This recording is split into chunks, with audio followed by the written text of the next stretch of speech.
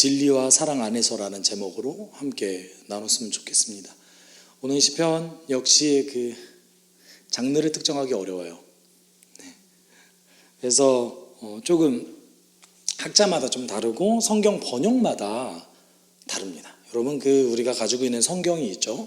이 성경이 어떤 뭐라고 할까요? 지향성이라는 게 존재해요. 무슨 말이냐면 어떤 번역자도 어떤 해석자도 진공 상태에서 성경을 해석하고 번역할 수 없습니다. 그 말은 본인이 가지고 있는 선입견이 번역과 해석에 영향을 미치죠.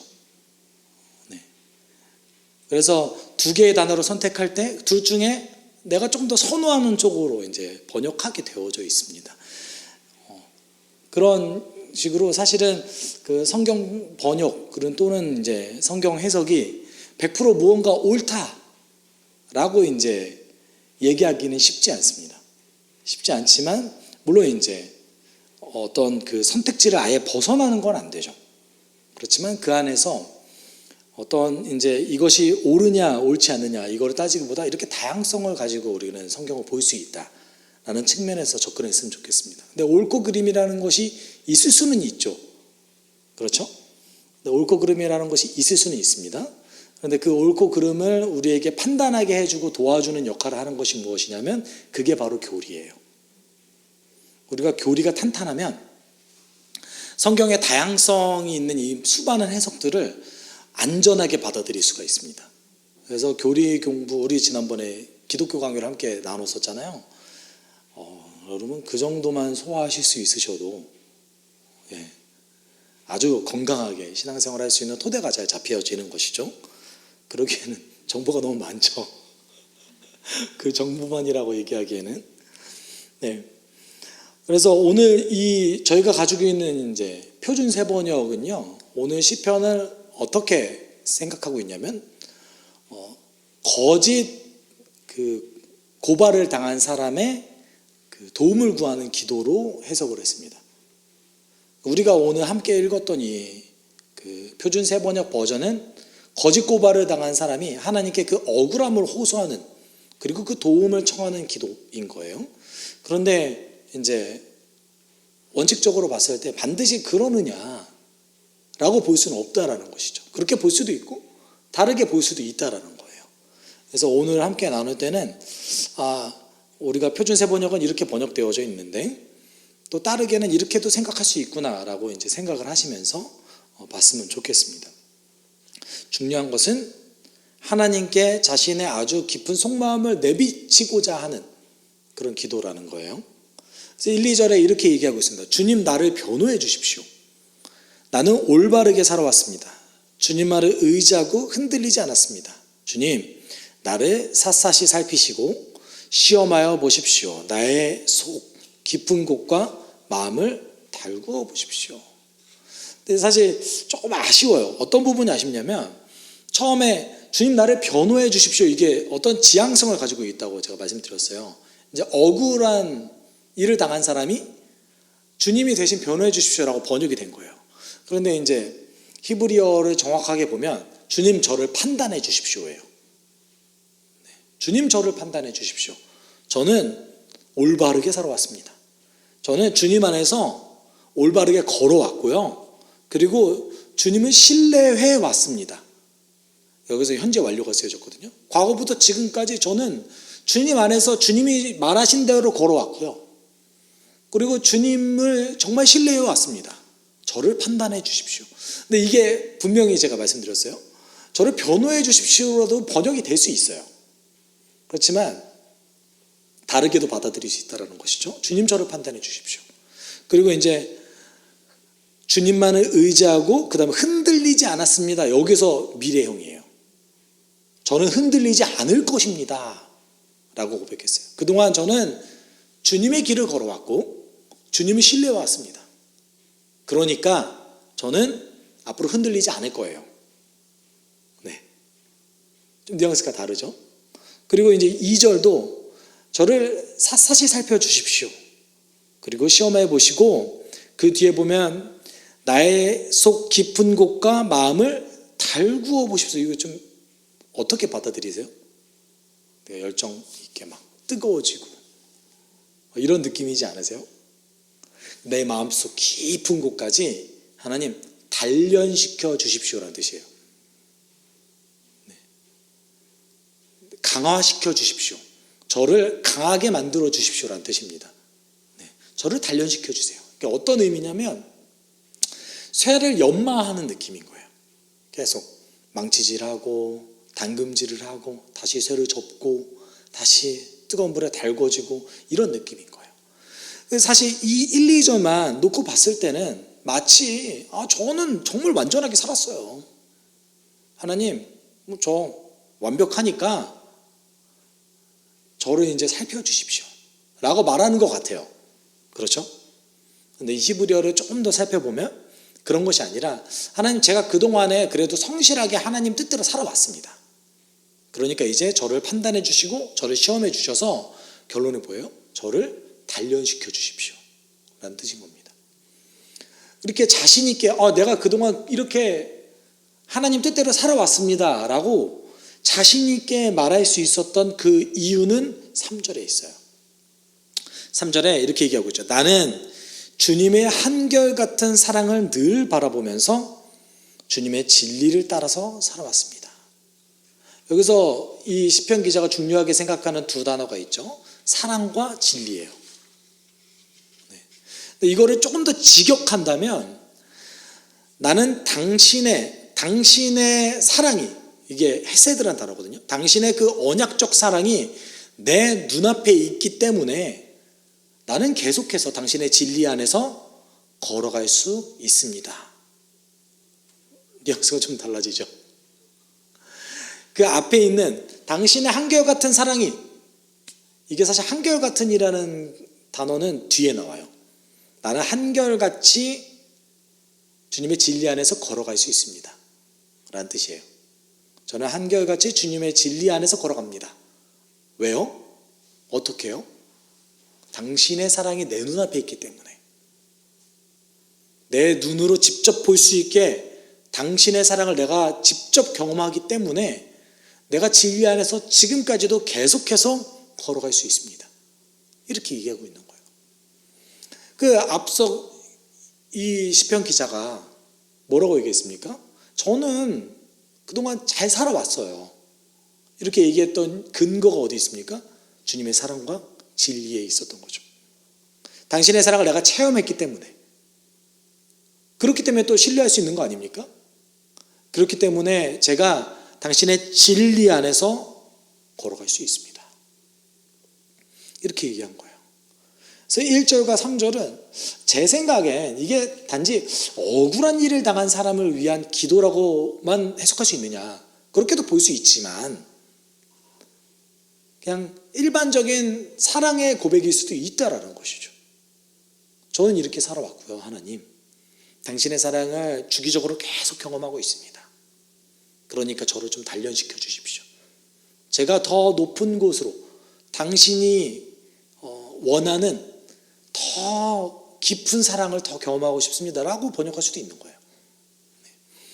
그럼 이제 그 이후부터 저는 이렇게 살아왔어요, 저는 이거에 근거해서 살아왔어요 라고 얘기했다면, 이제 4절부터 10절까지 저는 과거에는 이랬고요, 앞으로는 이럴 거예요 라는 자신의 결단을 이야기합니다. 물론 그 과정 속에서 도움을 구하기도 하죠. 그래서 4절에 이 시편 기자가 이렇게 얘기해요. 나는 헛된 것을 좋아하는 자들과 한자리에 앉지 않고 음흉한 자들과도 어울리지 않았습니다. 여기서 헛된 것을 좋아하는 사람, 이제 우리식으로 표현하면 헛된 것도 될 수 있고요, 허망하다, 허무하다 라는 것도 됩니다. 영어 번역에서는요, 없는 것이에요. emptiness라고 얘기하거든요. 그래서 없는 것을 어떻게 좋아할 수 있죠? 그러니까 우리가 봤을 때 나중에 사라질 것들을 아주 좋아하는 자들과 저는 한 자리에 앉지 않았습니다. 과거형으로 쓰여졌어요. 저는 그렇게 하지 않았어요. 그리고 이제 음흉한 자들은 여기서 이제 정확한 번역은 숨는 자예요. 숨는 자. 그러면 왜 숨는 자가 음흉한 자가 될 수 있을까요? 뭘 할지 모르는 거예요, 이 사람들이. 어떤 행동을 할지 알 수 없는 자들, 뒤에 숨는 자들, 당당하지 못한 자들 모두를 포함하고 있습니다. 그래서 숨는 자는 제가 잘 어울리지 않았습니다. 그러면서 이제 저는 이렇게 살아왔고요.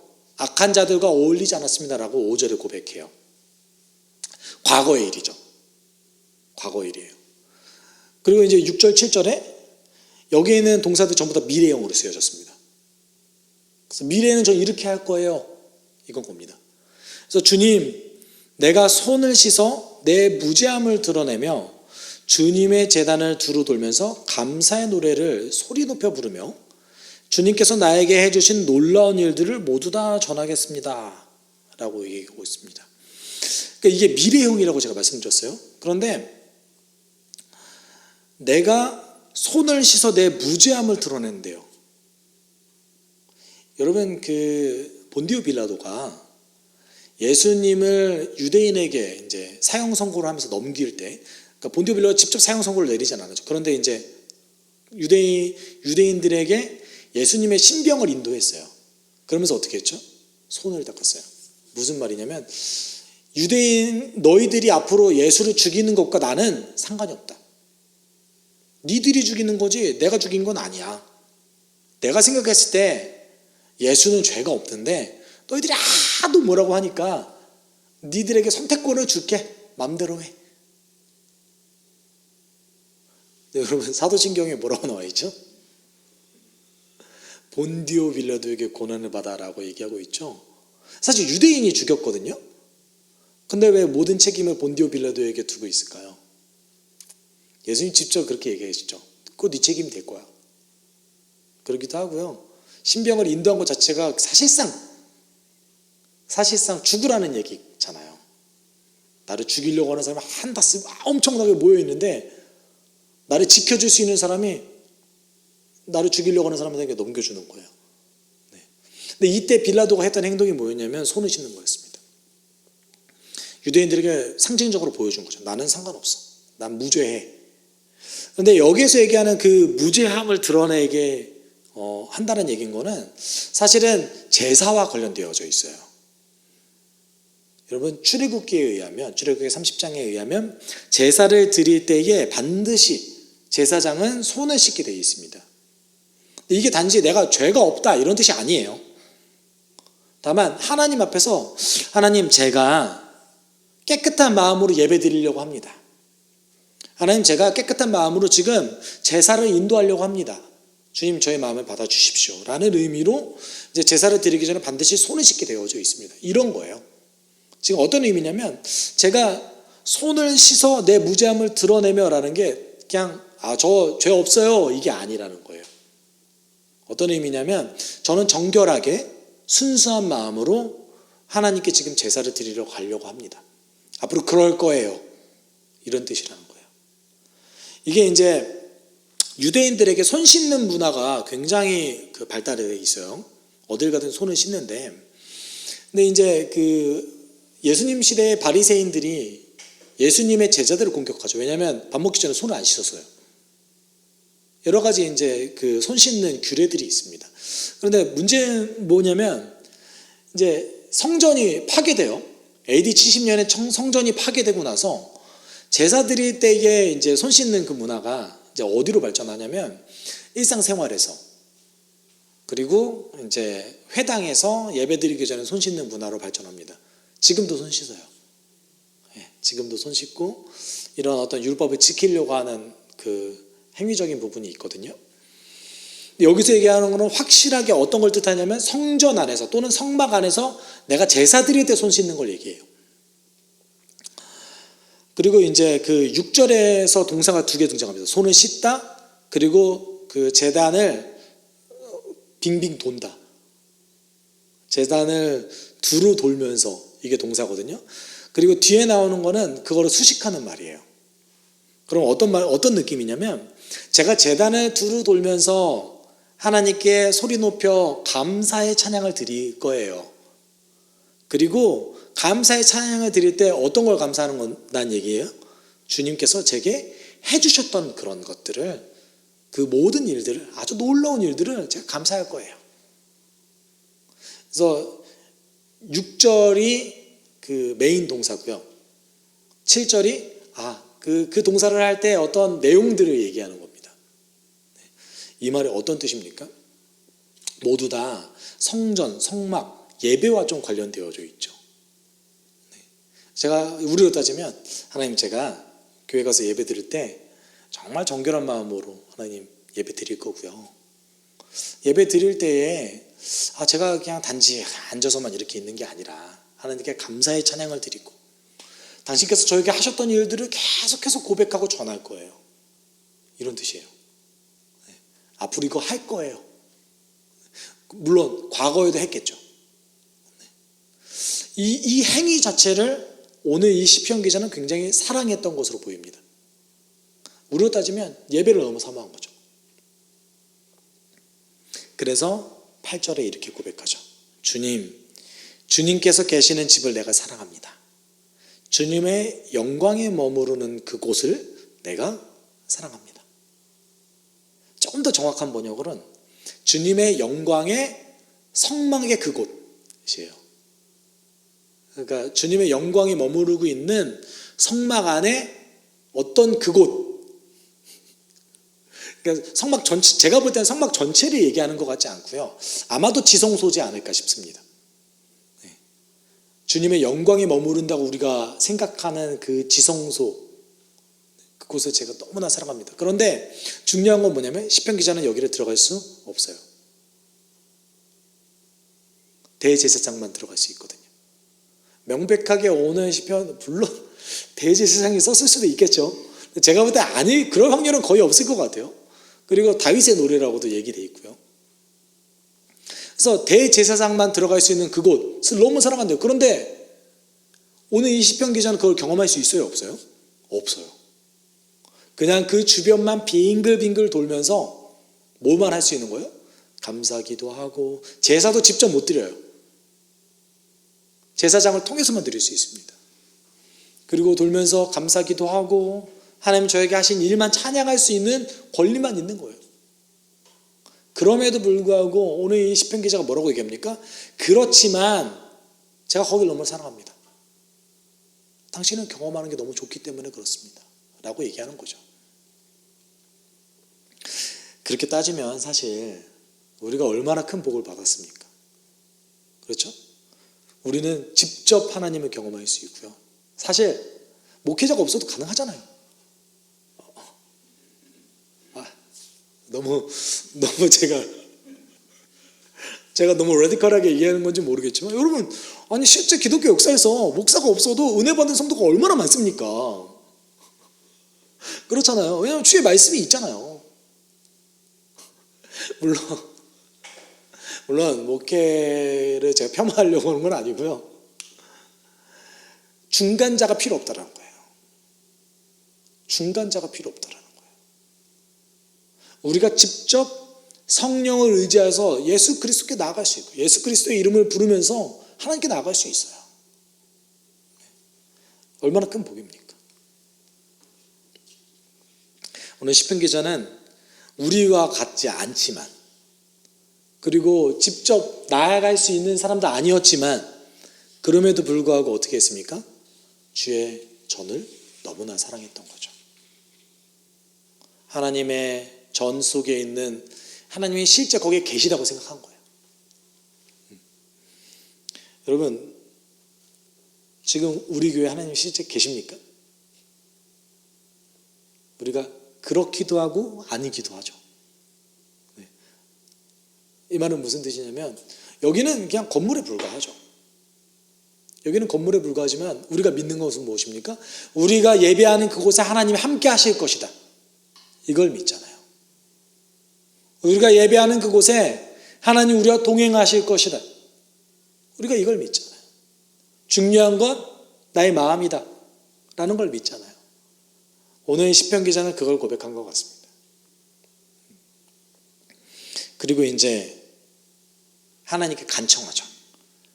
나의 이 목숨을 죄인의 목숨과 함께 거두지 말아 주십시오. 나의 이 생명을 살인자들의 생명과 함께 거두지 말아 주십시오. 그들의 왼손은 음란한 우상을 들고 있고 그들의 오른손은 뇌물로 가득 차 있습니다. 라고 얘기합니다. 개인적으로는 물론 이렇게 번역이 가능한데요. 근데 정확한 번역으로는 나를 죄인들과 피에 목마른 자들과 함께 모으지 마십시오. 라는 뜻이에요. 정확한 번역은. 이게 어떤 뜻이냐면 이들을 심판하기 위해서 하나님 혹시 부르실 때 그들과 동일한 취급을 하지 말아 주십시오. 저는 당신을 사랑하고 믿는 사람입니다. 그래서 죄인들과 피에 목마른 자들을 살인자로 번역한 거예요. 피에 목마른 자를 저와 함께 이렇게 동일한 취급하지 않았으면 좋겠습니다. 이런 거예요. 그리고 이제 그 뒤에 그들의 왼손이라기보다는 그들의 손은이에요. 그들의 손은 음란한 우상이라고 번역하기에는 조금 애매하고요. 악행이 좀 더 맞습니다. 왜 음란한 우상으로 번역했는지 저 잘 모르겠어요. 사실 뒤에 부분 이제 10절에는 그들의 손은 악행이 있고 그들의 오른손은 뇌물로 가득 차 있습니다가 맞습니다. 그래서 앞부분에 아마도 이제 그들의 악행을 우상으로 번역을 한 것 같습니다. 그들의 악행을 우상으로 충분히 이제 상황적으로 봤을 때 번역할 수 있거든요. 그렇지만 이제 좀 더 광범위하게 히브리어는 그들의 악행이라고 번역하고 있습니다. 그렇게 따지면 이런 거죠. 저는 그들과 다릅니다. 같은 취급하지 말아 주십시오. 하나님, 그리고 그들은 제가 걸어왔던 그 삶과 너무나 다른 삶을 살아갑니다. 그들은 항상 악행을 하고요. 그들은 뇌물로 가득합니다. 자기 이득만 철저하게 생각하는 사람들에 불과합니다. 그렇지만 저는 그렇게 살지 않았습니다. 이렇게 항변하는 거예요. 동시에 뭡니까?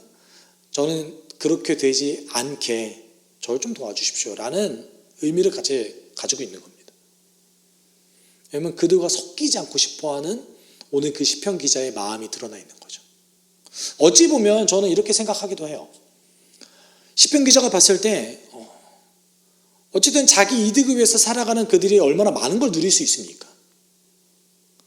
뇌물을 받은 사람들이 그 뇌물만 그냥 받고 그 돈을 감춰두고 끝나지 않을 거 아닙니까? 자신의 권력을 이용하고 그리고 그 돈을 자신의 이득을 위해서 사용하고 즐기고 이렇게 살아온 거죠. 그 모습을 보는 오늘 시편 기자는 뭐라고 얘기합니까? 하나님, 저 그렇게 물들지 않게 도와주십시오. 그리고 그들과 같은 취급을 받지 않게 저를 인도해 주십시오. 저는 이런 의미도 같이 있다고 생각합니다. 그래서 11절, 12절에 이렇게 얘기해요. 그러나 나는 깨끗하게 살려고 하오니. 네. 또는 이제 우리 과거 버전이나 에서는 순결하게 살고자 하오니, 죄 없이 살고자 노력하오니 라는 표현이거든요. 이 몸을 구하여 주시고 은혜를 베풀어 주십시오. 주님, 내가 선 자리가 든든하오니 예배하는 모임에서 주님을 찬양하렵니다 라고 얘기합니다. 그러니까 11절을 보시면 제가 앞서 말했듯이 죄를 안 짓기 위한 몸부림이 여기에 들어가 있는 거예요. 하나님, 저를 구해 주십시오. 은혜를 주십시오. 그러지 않고서는 어떻게 합니까? 성결하게 살 수 없다 고백하고 있는 거죠. 앞서 시편 기자가, 저는 사실 이 시편을 억울한 일을 당한 자의 기도라고 생각하지 않거든요. 하나님을 너무나 깊이 사랑하고 그리고 더 사랑하기 위해서, 더 거룩해지기 위해서, 더 순결해지기 위해서 하나님의 도우심을 구하는 기도라고 생각합니다. 그래서 과거에 있었던 하나님, 저 이렇게 살아왔어요. 하나님, 물론 본인의 부족함을 알기 때문에 어디에 근거로 됩니까? 하나님의 사랑, 하나님의 진리. 네. 마치 오늘 한글 성경만 읽으면 이 사람 너무 교만한데 어떻게 자기 스스로 무죄하다고 얘기하지? 이게 아니라 제가 제사를 사랑함으로 해서 당신에게 죄 씻음을 받겠습니다 라는 표현이거든요. 철저하게 뭐를 의존합니까? 하나님의 그 언약과 하나님의 진리, 그리고 그 성막과 성전을 의존하고 있죠. 마지막도 하나님을 의존하는 거예요. 하나님 은혜 베풀어 주세요. 저 구해 주세요. 그렇지 않고선 제가 깨끗하게 살 수 없습니다. 제가 선 자리, 아마도 뭐 예배의 자리겠죠. 성전의 자리겠죠. 이 예배하는 모임에서 저 정말 하나님 깊게 찬양할 겁니다. 저 좀 도와주십시오. 여러분, 우리 가운데 이런 마음이 항상 가득했으면 좋겠습니다. 어떤 마음이냐면, 그동안 열심히 살아왔지만, 그동안 하나님 본받으려고 하나님의 성품을 닮기 위해서, 또는 하나님의 길로 가려고 정말 최선을 다해 살아왔지만, 그럼에도 불구하고 하나님 더 주십시오. 내가 더 순결하게 살게 날 인도해 주십시오. 당신은 하게 할 수 있습니다. 이거 아닙니까? 왜냐하면 하나님 저에게 다 주셨잖아요. 제사도 주시고 성전도 주시고 사랑도 주시고 진리도 저에게 주셨잖아요. 이제 은혜도 주시고 구속도 해주세요. 왜냐하면 내가 가진 그 마음이 거룩하고 순결하기 때문에. 우리가 이런 마음 먹으면 하나님께서 주실 거라고 믿습니다. 하나님을 사모하는 자에게 그 사랑을 안 주실 리가 없습니다. 우리가 함께 기도할 때, 하나님, 내가 어제보다 오늘, 오늘보다 내일 하나님을 더 사랑하게 좀 도와주십시오. 그리고 내가 죄짓지 않는 삶을 통하여서 나의 순결함과 나의 순수함을 세상 가운데 드러낼 수 있게 주님 인도해 주십시오. 우리가 함께 기도하도록 하겠습니다. 하나님 아버지, 오늘 이 시편 기자의 그런 기도처럼 하나님을 너무 사랑해서 하나님과 동행하는 것이 너무나 즐겁기 때문에, 하나님께 예배하는 것이 기쁘기 때문에, 주님의 전회 앞에 나와 예배하고 진실된 마음으로 주님을 경험하는 것이 너무나 즐겁기 때문에, 날마다 자신의 눈으로 하나님의 사랑을 보는 것이 너무나 기쁘기